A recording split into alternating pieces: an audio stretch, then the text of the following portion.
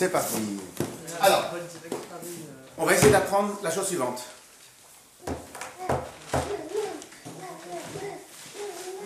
Au final, quel est le service, quel est le sens, sur quoi nous devons servir Hachem toute la journée? En étant gentil. Non, ça c'est par quoi on sert à Kadosh Baruch Hu. Alors on est gentil, très bien. Alors gentil, ça voudrait dire que si maintenant quelqu'un il nous demande de l'aide, alors on va lui donner de l'aide. Très bien. Donc on a fait une action. On a fait une action, très bien. Ensuite quelqu'un il nous appelle, il est un peu le moral dans les chaussettes. On vient, on lui remonte le moral. Ensuite, quelqu'un, il aura besoin d'un conseil. Ensuite, quelqu'un, il aura besoin d'argent. Après, nous, on va faire nous-mêmes les mitzvot. On va étudier la Torah, etc., etc., etc. On en avait déjà parlé. Combien, tout au long de la journée, je vais avoir quoi? Je vais avoir 2 heures, 3 heures, 4 heures occupées par Torah mitzvot. On est d'accord? Tout le reste de la journée, je fais quoi? On travaille, mais si on travaille... On travaille quoi? On travaille au travail. Oui. Très bien. Mais si on le fait pour Hachem, enfin pour le Shalom Bayit, pour ses enfants, pour machin, c'est comme si on était chez eux. Bravo, on se fait bien des cours. Très bien. Alors maintenant, quand je travaille, donc il suffirait. Si quelqu'un travaille au Betrabat, par exemple, en tant que relation publique pour les jeunes, et qu'en plus elle fait comme ça, c'est... Alors maintenant, lorsque maintenant, on va travailler les Shem Shamayim. Donc, combien de temps ça me prend, moi, pour travailler les Shem Shamayim, pour me faire, dans ma tête, cette opération-là? Donc, ça prend la première fois, deuxième fois, ça va me prendre peut-être 2 heures, 3 heures de méditation ou d'entraînement, etc. Après, ça va devenir 2 heures, après, ça va devenir 1 heure. Mais une fois que je me suis un peu entraîné, un peu habitué, combien de temps ça me prend, moi, pour transformer mon action en action les Shem Shamayim? Après, c'est des gestes du quotidien. Ça devient naturel. Donc, combien de temps ça me prend, moi, pour me faire mon travail, les Shem Shamayim? Ça dépend des personnes, à l'école. Quoi? C'est variable. Combien? Bon, à peu près. Une fois qu'on a fait l'habitude. Je ne parle pas de l'action, je parle de la pensée. De la pensée de la journée. Après, devient automatique. Après, donc après, ça devient habituel. On est d'accord? Très bien. Donc, c'est mauvais. Parce qu'au final, cela vous dit. Ça devient une habitude, c'est le cœur qui doit s'en donner. Louise, elle va Ah, là, ça va. Ah, ça va. Non, vous allez voir. Pousse. Oui. Attention. C'est le cœur qui doit s'ouvrir. Tout vient du cœur. Et à partir du moment, toute notre action, elle doit être Dieu partout. C'est exactement ce qu'on a dit. C'est exactement ce qu'on a dit. C'est-à-dire que, sauf que vous l'avez dit avec vos mots, mais c'est-à-dire qu'on doit le penser, on doit être animé par la chose. Très bien. Alors maintenant, une fois que je suis animé, une fois que j'ai réussi, Baruch Hashem, une fois que j'ai réussi à avoir clair en tête, de faire les choses, les Shem Shamayim. C'est fini, je m'arrête là?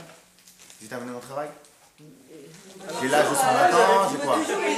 Il est long. Très bien. Alors ça veut dire quoi, élever ce qu'on fait? Ça veut dire on peut toujours aller plus loin, on peut toujours faire plus. Alors ça veut dire quoi, faire plus? Faire plus d'actions? Non, aller plus loin dans l'intention. Aller plus loin dans l'intention. Ça voudrait dire quoi, aller plus loin dans l'intention? Ben, ça veut dire aussi aller vers soi-même. C'est bien. Ça veut dire quoi faire? On peut naturellement faire le Shabbat, ou faire des brachot quand on mange par exemple. Mais on peut le faire vraiment en pensant, en travaillant notre esprit, pourquoi on le fait, pourquoi on le fait, le faire avec ferveur, avec intensité. Très bien. Et une fois que vous avez réussi à le faire avec ferveur, qu'est-ce qui se passe? Déjà, une transformation. On sent qu'on l'a fait différemment déjà. Une fois que vous avez réussi à le faire avec ferveur, vous faites quoi? On fait quoi? Il y a une transformation. On fait autre chose. Il y a une élévation. On rajoute encore quelque chose qu'on ne faisait pas assez. Très bien. Une fois que... Alors, je caricature et je fais le lourd exprès parce que je vais arriver à quelque chose d'autre. Donc, une fois maintenant que j'ai réussi à faire mes brachot, donc mes brachot avec Kavana, avant ça me prenait 2 secondes, maintenant ça me prend 3 minutes. J'en fais 100 dans la journée, ça me fait 100 fois 3 minutes, ça fait 300 minutes. Ok, j'ai déjà 300 minutes bloquées. J'ai déjà 3... Mais ça c'est ça fait déjà 5 heures. Je fais 8 heures de travail. Après, je suis parti dormir, quoi. 8 heures, plus 5 heures, plus... Il me faut un moment pour voir... Pas manger. En tout cas, j'ai des bonnes blagues, moi. Hein. Mais attention, il ne faut pas manger en prenant du plaisir. Parce que Ah non, arrêtez. On va offenser des âmes sensibles. On va s'arrêter avec. Pour manger, Hein? voilà quoi les manger. Non, c'est pour faire les brachot. C'est pour faire les brachot avec ferveur. C'est pour ça qu'on a amené les brachot. Alors maintenant. Plus on va évoluer, Hein? moins on va avoir envie de parler de l'autre, moins on va être dans le jugement. C'est ça. Les Ok. débats. Alors donc une fois que j'ai fait mes 300 minutes, donc 5 heures, et j'ai fait mes 8 heures de travail, il me reste combien d'heures pour vivre? Pour dormir. Alors maintenant qu'est-ce qui se passe? Imagine maintenant quelqu'un, il est très sérieux de cette manière-là. Donc on arrive à quoi? C'est fini, il n'a plus rien à faire dans le service de Dieu. Il n'a plus rien à faire, c'est fini. C'est ça? C'est pas, personne ne répond à ça. Remarqué. Alors on en avait déjà parlé rapidement, mais on va essayer de le reprendre un peu plus sérieusement. En vérité, quand on a parlé avec ferveur, alors sûrement ce que je vais dire, vous le ressentez, vous imaginez bien déjà, mais on va quand même. Nous avons combien de membres dans le corps? 613. On est d'accord?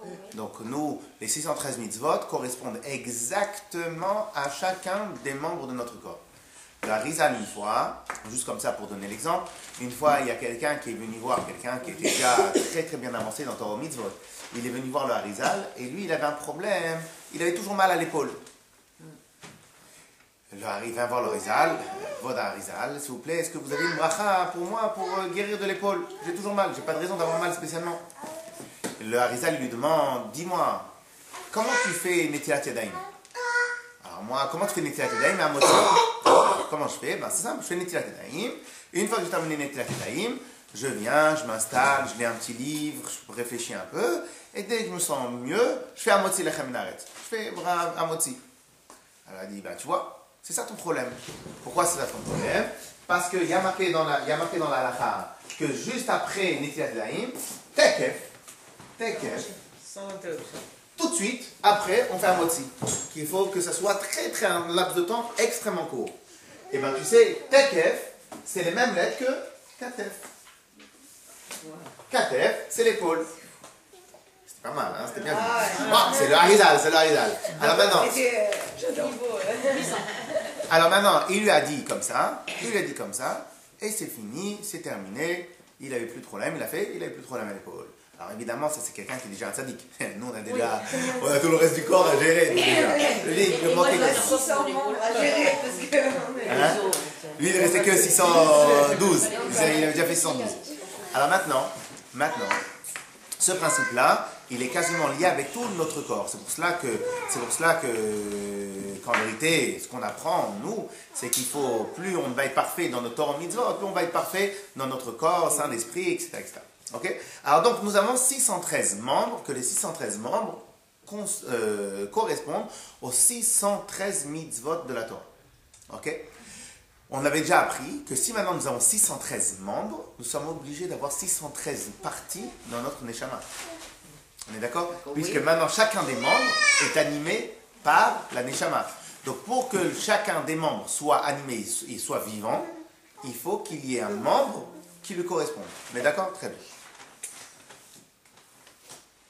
Lorsque maintenant j'ai fait une bracha avec ferveur, j'ai réussi à monopoliser combien de mes membres pour faire la bracha? Si je fais sans ferveur, j'ai monopolisé que ma bouche. Et 0,0005 de mon esprit. Si je fais avec un peu plus de ferveur, j'ai monopolisé, 1% de mon esprit. Et 1% de moi-même. Si j'ai fait avec plus de ferveur, etc., je vais monopoliser plus. Lorsque maintenant,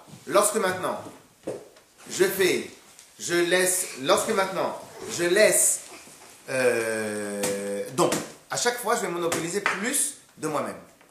Lorsque maintenant, je vais faire une mitzvah, n'importe laquelle. La mitzvah, je dois la faire, on en avait déjà parlé avec la simcha. On est d'accord? Pourquoi on doit faire avec la simcha? Parce que plus je fais avec la simcha, plus je fais avec ardeur, plus automatiquement je prends de mon corps à moi pour le faire pour le mitzvah. Très bien.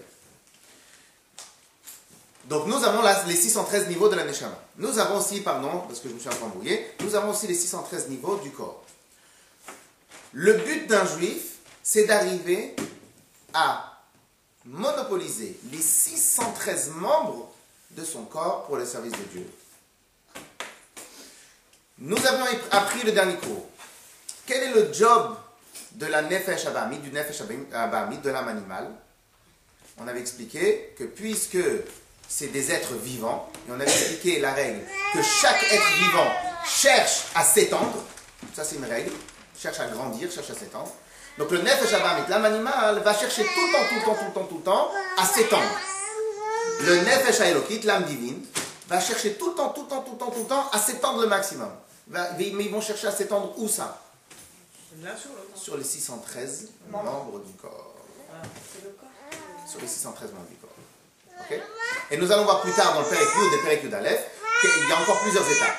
Mais la première chose que le Nefesh Abamit, l'âme divine, va chercher à faire, va être de prendre la possession des 613 membres du corps.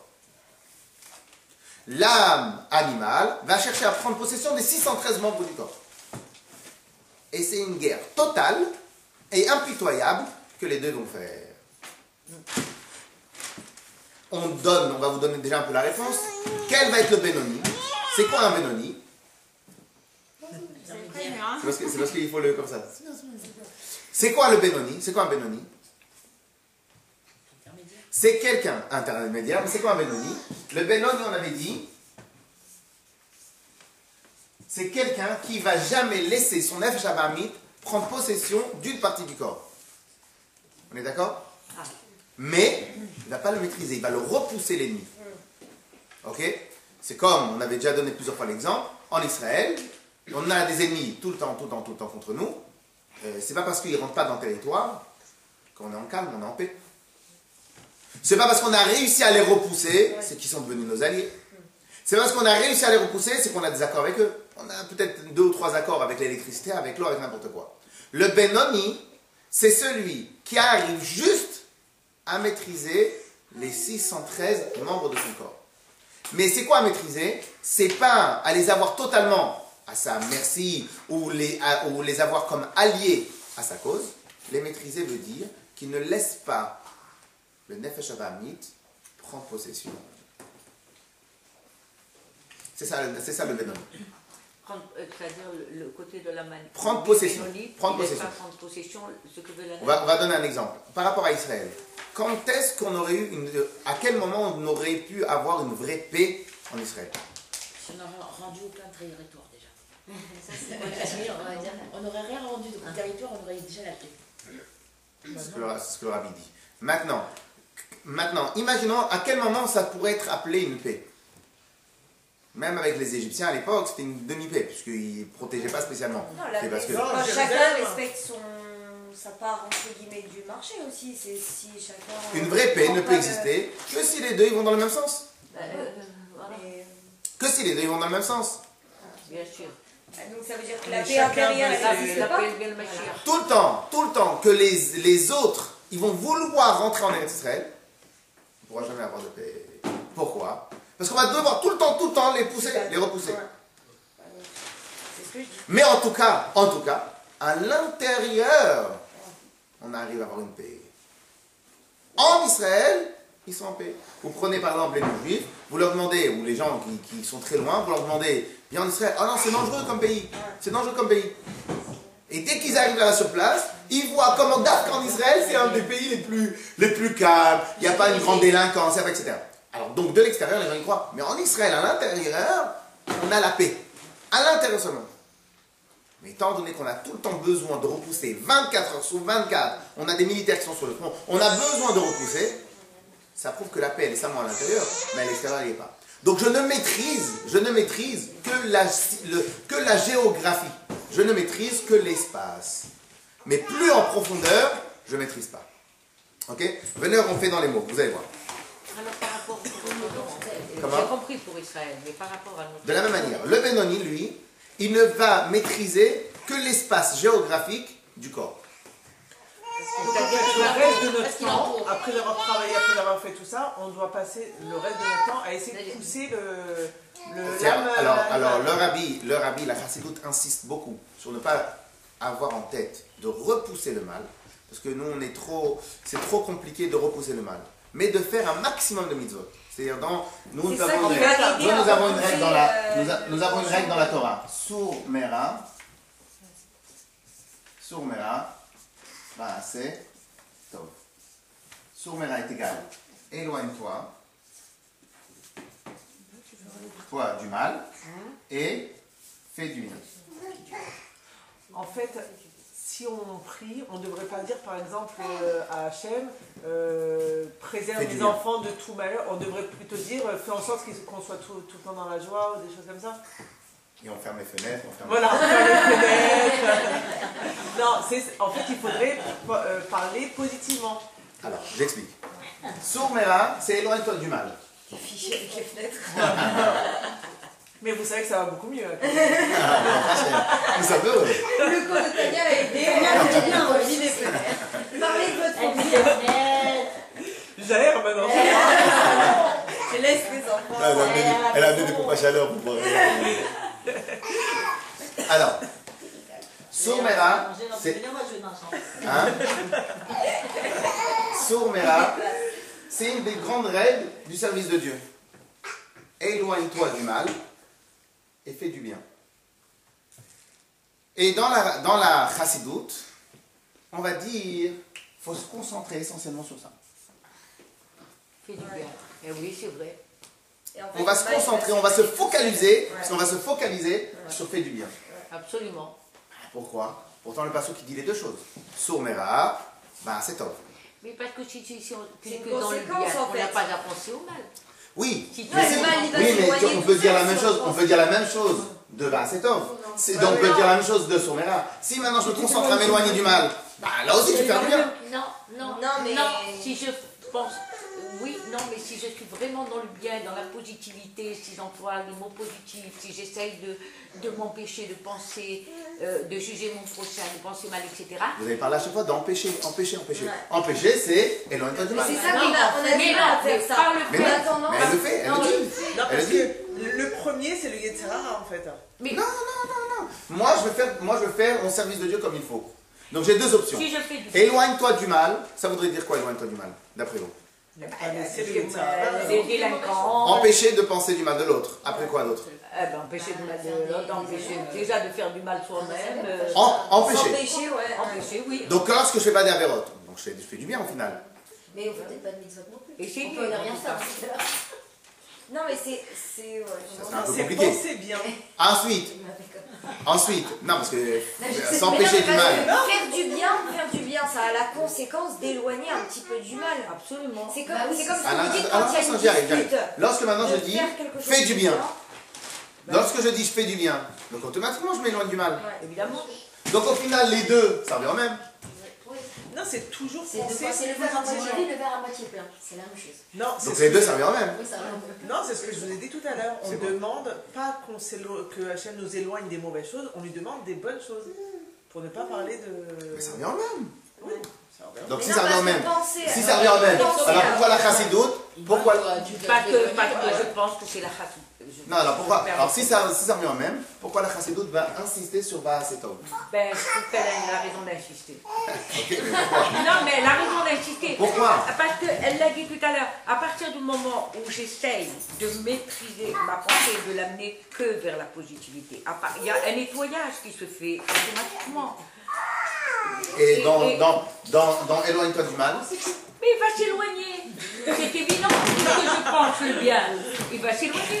Non, parce qu'on va se focaliser sur ce qui est mal. Sur ce qui est bien. On va se focaliser, on va dire ça c'est mal, on va regarder que ça. Ben oui. On va regarder, c'est comme quand on n'est pas bien avec quelqu'un, on va dire quelque chose, on va regarder que ça. En vérité, les deux reviennent quasiment au même, d'un point de vue technique. Oui, la conséquence, elle sera la même. La question va être, quel va être le repère? Fais du bien. Quel va être le repère? Si mon repère c'est, il y a le mal, je m'en éloigne, donc toujours le mal est un repère. Donc toute ma vie, je vais la faire dépendre ou je vais la faire focaliser par rapport au mal. Si maintenant je dis fais du bien, j'ai le même résultat quasiment. Mais la focalisation, l'idée, elle va être concentrée sur la barre. Voilà, elle va être créatrice. Exactement. Alors maintenant, par rapport à ce que vous venez de dire, je vais vous dire une autre chose. Une fois le rabbi a répondu à quelqu'un comme ça, qu'est-ce qui est mieux, d'être réaliste ou optimiste? Optimiste. Alors je ne vais pas dire être pessimiste, parce que le pessimiste, comme disait une très grande dame, Optimiste avec une pointe de réalisme quand même. On peut pas vivre si on n'est pas dans le réalisme. une très grande dame Qui avait la dit, dame, dites-nous? je crois que c'était Golda Meir. Ah. Alors, elle avait dit que le pessimisme est un luxe qu'on ne peut pas se permettre. Oui, on sait. Trop facile. Donc, le pessimisme, on va enlever. Et parce qu'en plus c'était trop facile, vous allez tous me dire non, c'est sûr que c'est interdit. Qu'est-ce qui est mieux? Réaliste? Être réaliste ou être optimiste? Optimiste. Oui, mais bon. Pourquoi? C'est un peu être utopiste, hein, d'être Oui, que bien sûr. optimiste. Optimiste parce que c'est d'être dans la confiance. Il y a une réalité quand même. bien, alors que réaliste, on va vraiment broyer du noir. Enfin, dans Non, ou alors on va toujours poser le pour et le contre dans le réalisme. On va toujours voir le mauvais. En vérité, quelqu'un qui dit je vais être optimiste, je vais réussir à faire ça et ça et ça. Maintenant, il n'a pas réussi. Bah, c'est pas grave, il aura. Ça aurait dû être mieux qu'il soit réaliste, qu'il ne se casse pas la tête. Mais après, on n'essaye jamais rien. Non, et on va toujours plus loin à être optimiste. En vérité, dans l'optimisme, parce qu'en vérité, dans l'optimisme, il y a un autre avantage qui est, La confiance. comme elle a dit Madame Chouchou tout à l'heure, c'est qu'en vérité, ça ouvre l'esprit, ça envoie des bonnes ondes, et même s'il n'a pas réussi, au moins, il était de simcha, etc., etc., etc. Ok? Donc tout ça pour en venir à quoi? Tout ça pour en venir à quoi? Pourquoi on a commencé avec ça? Je sais pas. C'est vous le professeur. En vérité, parce qu'on avait dit, non, parce qu'on avait dit que nous avions l'obligation de sourmera pour le service de Dieu. Sourmera va à cet homme. S'enlever du mal et faire du bien. Alors, quelqu'un qui avait parlé, il faut faire attention pour ne pas faire du mal avec notre corps ou n'importe quoi. Donc, on avait dit, dans la chassidoute de manière générale, on va se concentrer essentiellement sur vers à cet homme. Sur toujours avoir un repère positif, un repère de bien, un repère d'avancement, un repère de quelque chose. Et par rapport à ce repère-là, on va avancer. Ok? On fait dans les mots maintenant? On est page Yud Dalet.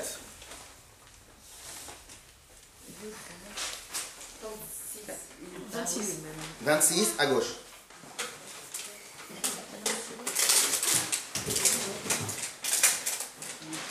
Quelle ligne? Yud Dalet. Yud Dalet, on va prendre. La dernière fois, 38. Pourquoi tu pas les choses aussi tout est Alors, vous savez quoi? On va prendre la page Yud Dalet. Donc la page 26 à gauche. On va prendre depuis tout en haut. Non, On a déjà fait, on est arrivé où? on est à Bechol et Bavecha. Où ça? Tout en bas. 1, 2, 3, 4, Ah oui, 5, exactement. 6. Ok. Vous avez dit il y a 2 heures. Donc on est à 2, 4, 6 lignes avant la fin. C'est ton bateau. Non, parce que j'avais mis un point. Alors, Ah, on va parler de l'amour. alors on y va, mesdames. Oui, monsieur. Oui, Rabbi, pardon.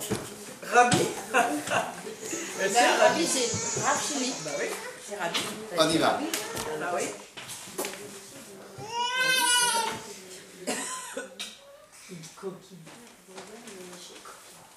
Moshe Katuv. Vous avez que Moshe Katuv? Ouais. Moshe Katuv. Bechol levavecha. Comme il est écrit, le matin dans la tefila, on dit comme ça. Ve'ahavta et Hashem Elokecha, bechol levavecha, uvchol nafshecha, uvchol meodecha. Que nous dit la Mishnah sur ce passage-là? Tout le monde fait le Shema Israël, je pense. Tout le monde fait le Shema Israël. Est-ce que quelqu'un peut me traduire bechol levavecha, uvchol nafshecha, uvchol meodecha? Bechol levavecha, De tout ton cœur, ton cœur. Bechol nafshecha, de toute ton âme. uvchol meodecha. Alors, Meodecha, la Mishnah explique que Meodecha, c'est les biens. Nos biens, notre argent, nos biens. Et pourquoi la Mishnah nous dit comme ça? Pourquoi la Mishnah nous met dans cet ordre-là? C'est parce que des fois, il y a des gens que pour eux, leur bien est plus important que leur propre âme. Donc en vérité, la Mishnah nous dit que tu dois aimer, ve'ahavta. On a une obligation d'aimer Akadosh Baruch Hu. Bechol levavecha, de tout le cœur, bechol nafshecha, de toute notre âme, bechol meodecha, de tout ce qui nous appartient. Maintenant, Est-ce que quelqu'un peut me dire comment on dit en hébreu moderne ton cœur? Libera. Oui ou non? Libera. Pas les vavecha. Libera, pas levavecha. On dit libera, pas levavecha. Pourquoi le Torah nous a dit levavecha? Parce qu'on a deux cœurs. Il y a Elle est trop forte. ventricule gauche et ventricule droit. Parce qu'en vérité, nous avons pas deux cœurs, mais deux envies dans le cœur. Une envie dans le cœur d'aller vers Torah Mitzvot, et une envie dans le cœur d'aller vers les autres choses. Le Nefesh Eloki, l'âme divine, à quel moment elle se reposera? À quel moment uniquement elle se reposera? Seulement lorsqu'elle aura pris possession de sa partie à être de son cœur, et elle prendra la possession aussi du cœur du Nefesh Abahamit. L'obligation tous les matins de Ve'ahavta et Hashem Elokecha, c'est d'aimer Hashem de tout son cœur à soi, donc de tout le cœur de l'âme divine, mais on doit bosser, on doit travailler, en tout cas le Nefesh Abahamit, elle cherche à prendre la possession aussi du Nefesh Abahamit. Et comme on avait expliqué la dernière fois au cours, c'est qu'en vérité, c'est la nature même de tout ce qui est vivant de prendre la totale possession de tout ce qui existe. Ok? Alors, venons faire comme il y a marqué Bechol Levavecha, de tout ton cœur, Bishnei Yetzirecha, de tes deux caractères, ton caractère du Nefesh Elokit de l'âme divine, ton caractère de l'âme animale. Ve'haïn, c'est-à-dire, Sheyale, Ve'yavo, il va s'élever dans les mitzvot. Ve'yavo, il va arriver. Ve'yagia, il va arriver. Les madregat Ahava Rabba. L'envie du Nefesh Elokit, c'est quoi? C'est d'atteindre Ahava Rabba, un amour énorme. Ve'chiba Yetira, et un chérissement particulier. Mi madregat Ahava Aza, Kerish Pe'esh. Mi madregat, du niveau. Ahava Aza, un amour très fort. Kerish Pe'esh, comme les flammes d'un feu. Vehi Anikred Bakatour, et elle est appelée dans les psukim Ahava Beta'anugim. Ça s'appelle l'amour d'Hachem, Beta'anugim, dans le plaisir, dans l'extase. Parce que vous avez deux sortes. Il y a un moment, juste comme ça, il y a un moment où on aime certaines choses, et donc on va goûter, on va donner dans le manger, on va goûter certaines choses, et on va voir que c'est bon. Et il y a un moment où on n'aura même pas de mots à dire. On va dire parfait. Ou bien parfait parce que c'est bon, ou bien parfait parce que c'est exactement le même goût que moi j'avais de ma mère ou de ma grand-mère.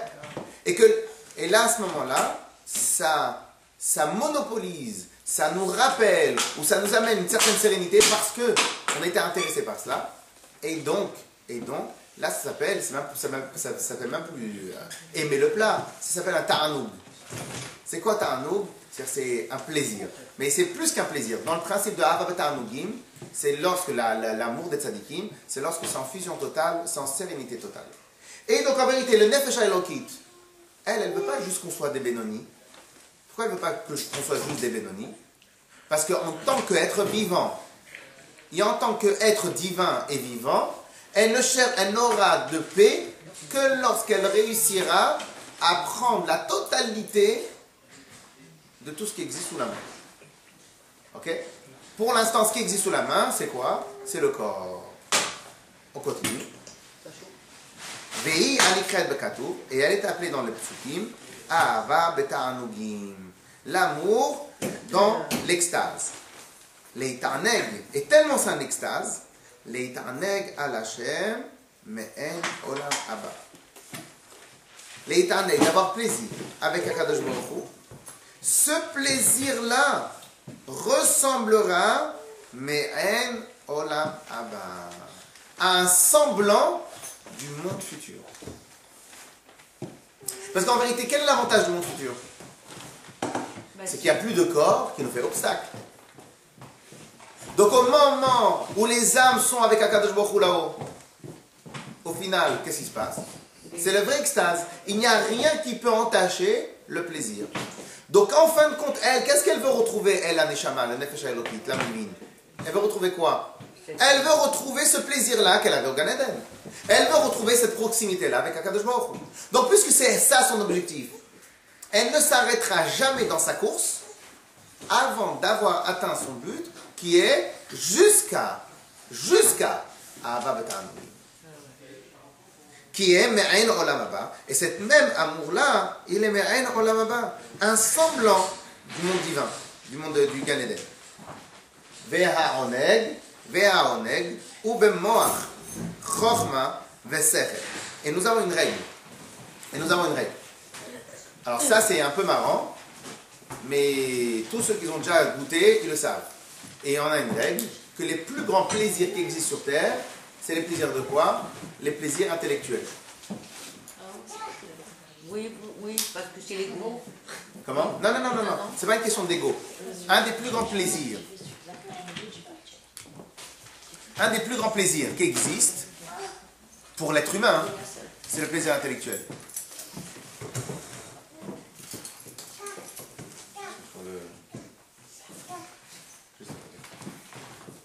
C'est-à-dire que quand on a réussi à comprendre quelque chose,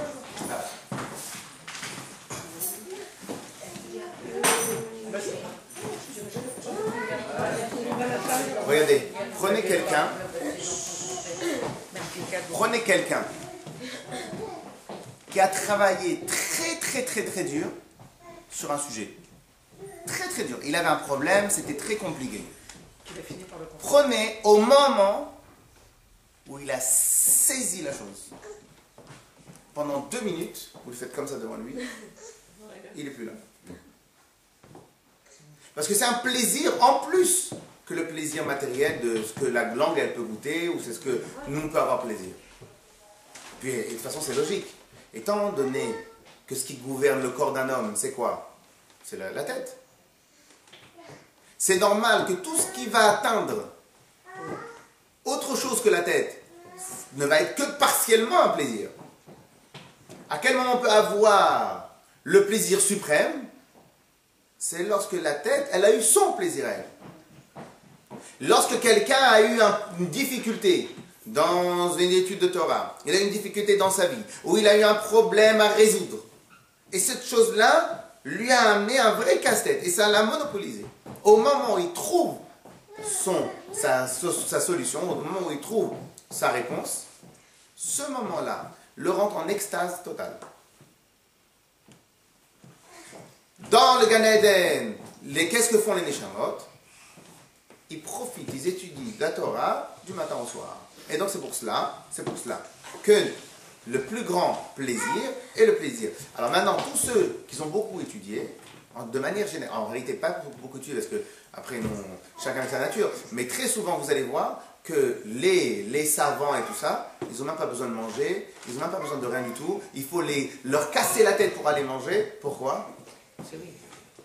Tout ça c'est vénal, par rapport à ce que peut m'apporter le plaisir de ce que je suis en train de faire. Ok? On continue. Ve'aoneg ou bemoach, et le plaisir et l'extase, elle est dans le cerveau.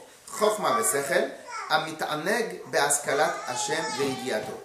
Lorsque quelqu'un va saisir et comprendre un peu plus d'Hachem. Au moment où la personne va réussir à comprendre un peu plus de quelque chose qui n'est pas divin, parce que là pour l'instant c'est un peu difficile de comprendre avec notre cerveau quelque chose de divin, mais quelque chose de spirituel. Et il va s'élever dans la spiritualité, même dans notre corps, on peut avoir une certaine extase. Ve'o prinata ma'im, et ça c'est le niveau ma'im. Alors c'est quoi le niveau ma'im? On avait dit que le niveau de plaisir provient de l'eau qui est à l'intérieur de nous. Et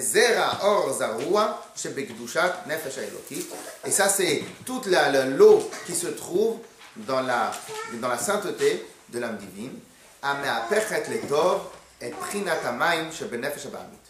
Qu'est-ce qu'elle va faire cette âme divine là? Une fois qu'elle va avoir ce plaisir là dans le service de Dieu, elle va réussir à transformer l'âme animale.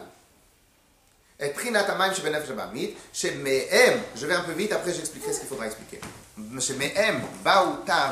תענוגי עולם הזה, מתחילה וכמו שכתוב בעץ חיים, שער נון, פרק ג'.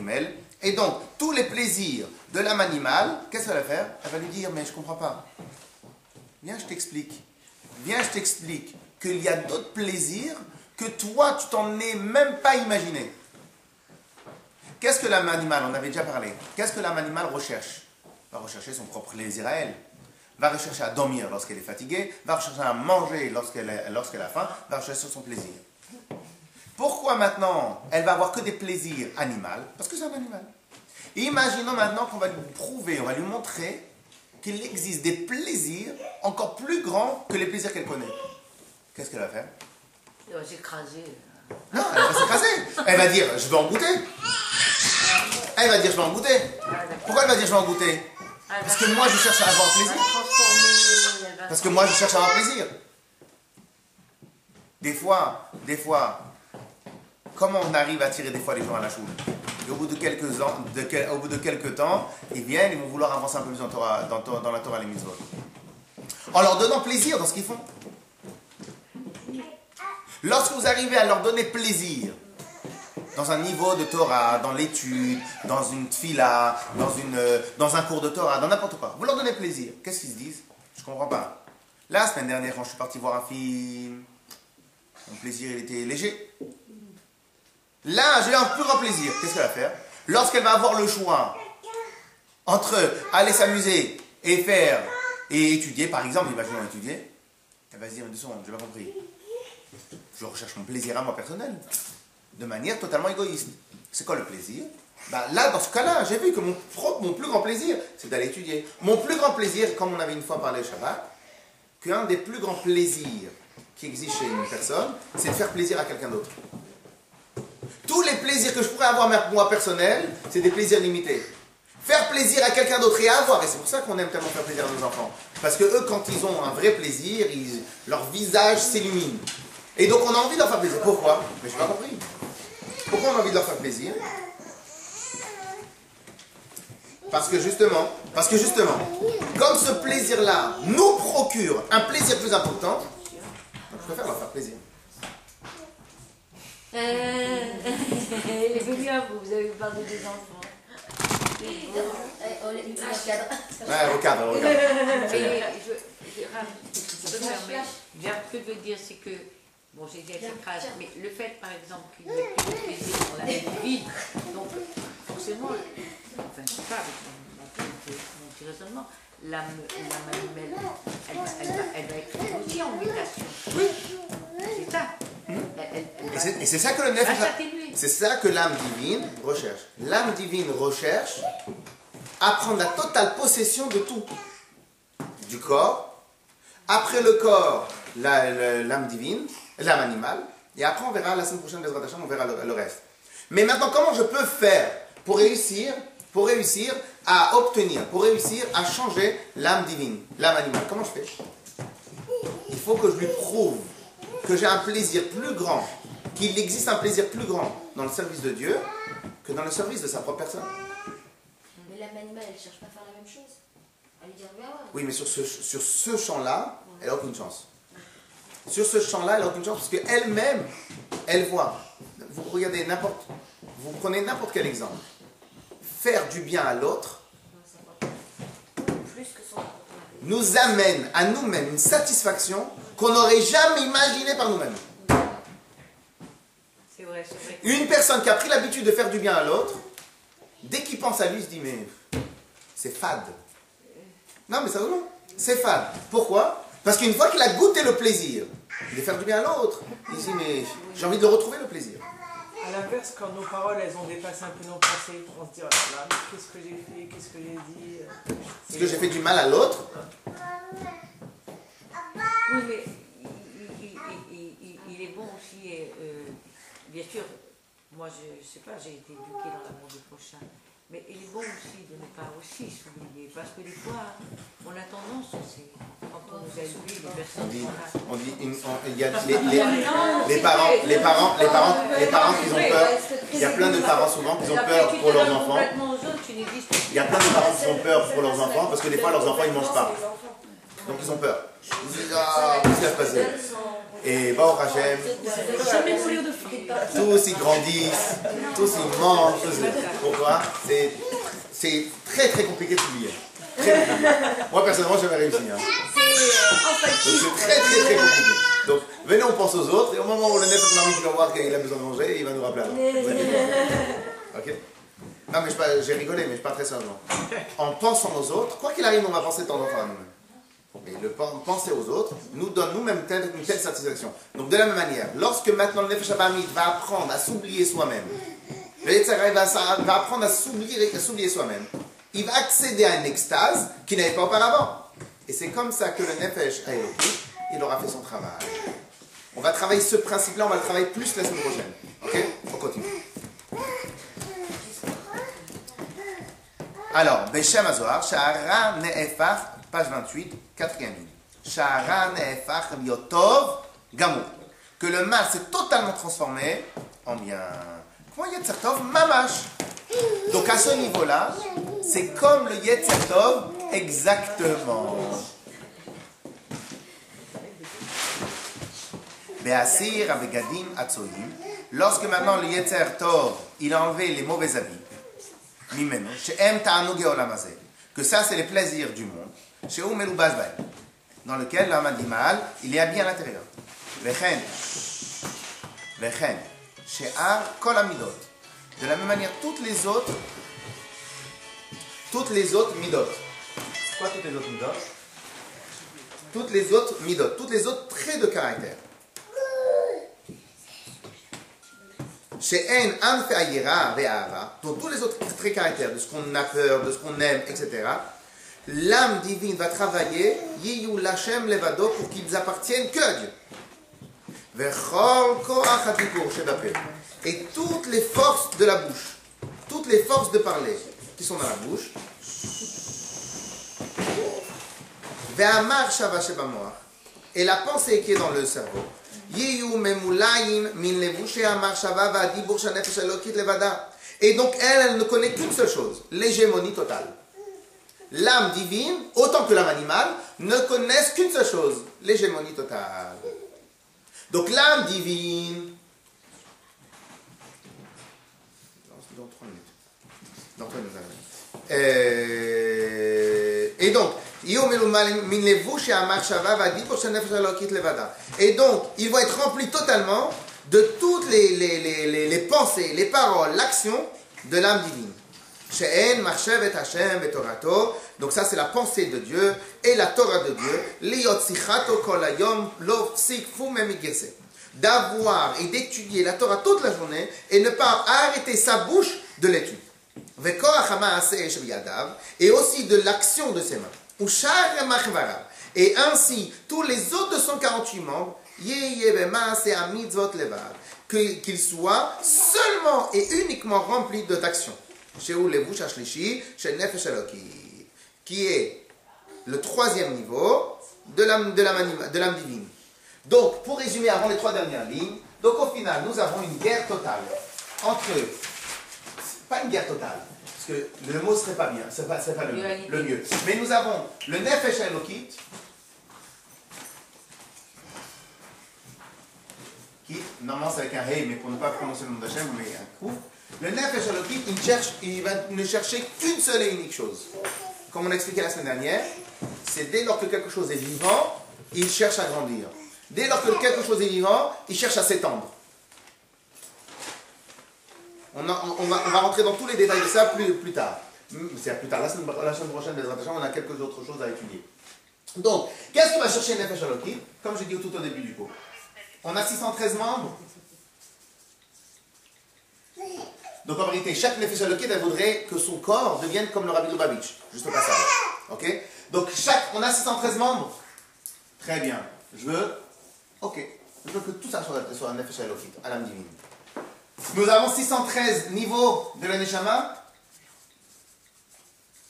niveau de l'âme. Ok, je veux aussi que ça soit dans l'âme divine. Mais maintenant, ces 613 là niveaux sont ceux de l'âme animale. Je veux aussi que ça passe chez l'âme divine. L'âme divine veut tout. Pire que ça. Je veux même pas posséder tout. Écoutez bien, je veux que tout se transforme. C'est ça ce qu'on appelle l'hégémonie totale. Comment vous appelez ça? Hégémonie. Non, c'est pas comme ça qu'on dit? Hégémonie, c'est pas comme ça qu'on dit? oui, oui. Hégémonie, c'est lorsque quelqu'un il est le patron de tout. Mutation. Non. Hégémonie, c'est lorsque quelqu'un il est pas propriétaire, tout dirigé. Ouais. Donc, il veut que même l'âme animale se transforme totalement en serviteur de Dieu.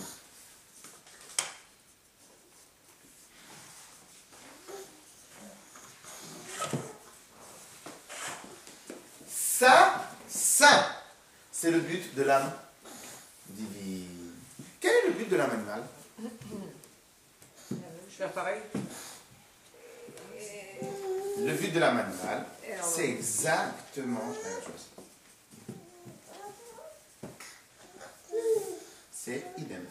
On l'a vu. C'est ce qu'on avait commencé à étudier la semaine dernière.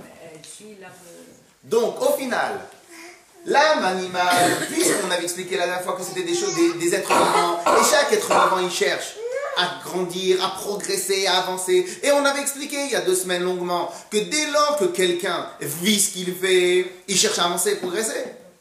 Si on stagne, c'est qu'on n'aime pas ce qu'on fait. Si on cherche à progresser, c'est qu'on aime. C'est pour ça qu'on a expliqué là, il y a 2 semaines que lorsque maintenant quelqu'un il étudie la Torah, il aime ce qu'il étudie, automatiquement il va avoir des choses nouvelles à apporter.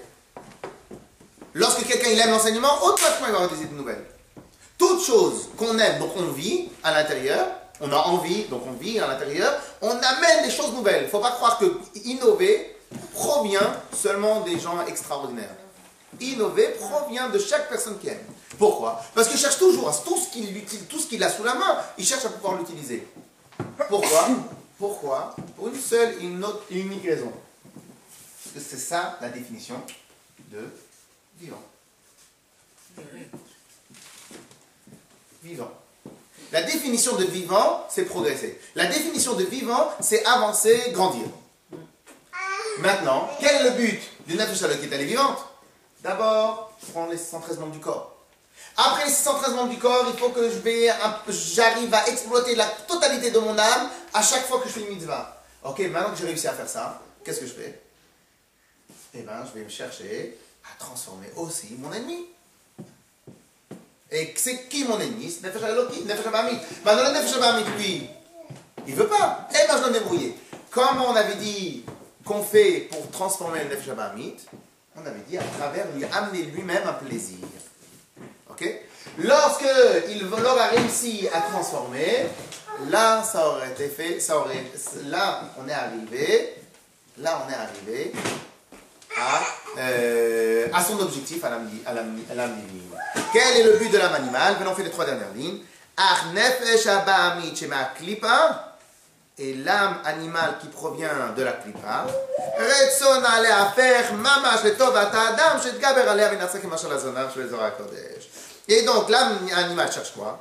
Cherche exactement la même chose, de transformer la totalité de l'âme divine en âme animale. Ça, c'est le but. L'âme animale, elle cherche aussi. L'âme animale, de par sa fonction, de par son état d'être de vivant, va chercher sans relâche à transformer la totalité de son âme, de l'âme divine, en âme animale. Ok?